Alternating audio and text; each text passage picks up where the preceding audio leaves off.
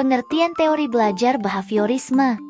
Teori belajar behaviorisme adalah teori yang memberikan penekanan kepada keadaan lingkungan yang berhubungan erat dalam kegiatan pembelajaran.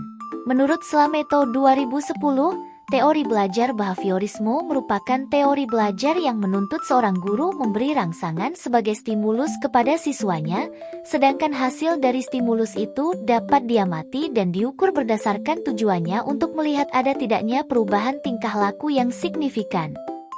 Tokoh-tokoh dalam teori belajar behaviorisme. Salah satunya adalah Edward Lee Sondick.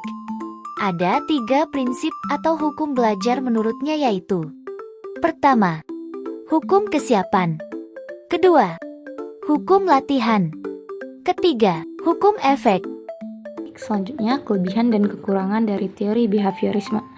Kelebihan teori behaviorisme yang pertama itu ada pendidik tidak hanya memberikan ceramah. Nah, pendekatan ini melibatkan aktivitas belajar aktif seperti praktik langsung, diskusi, atau kerja kelompok. Contohnya itu seperti menulis puisi. Guru memberikan contoh puisi terlebih dahulu, kemudian meminta siswa membuat puisi mereka sendiri dengan tema yang sama. Bahan pelajaran disusun secara hierarki.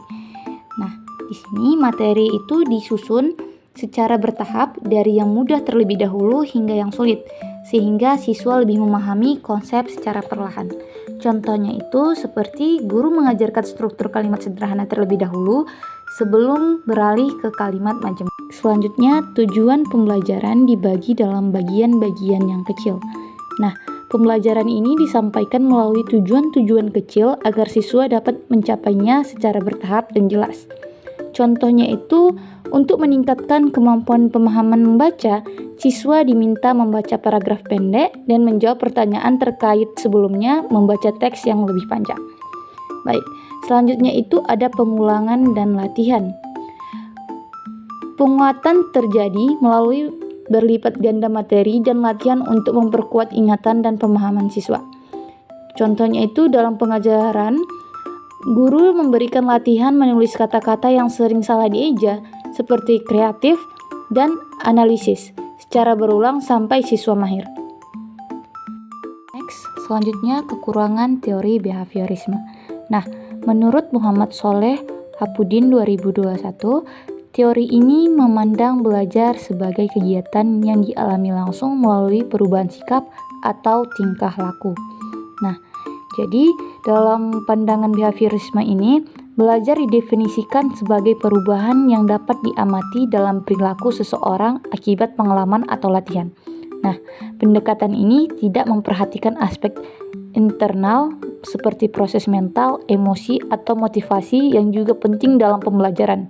Dengan kata lain, teori ini cenderung mengabaikan proses kognitif yang berdasar perubahan perilaku, padahal pemahaman, penalaran, dan kreativitas merupakan bagian penting dari pembelajaran.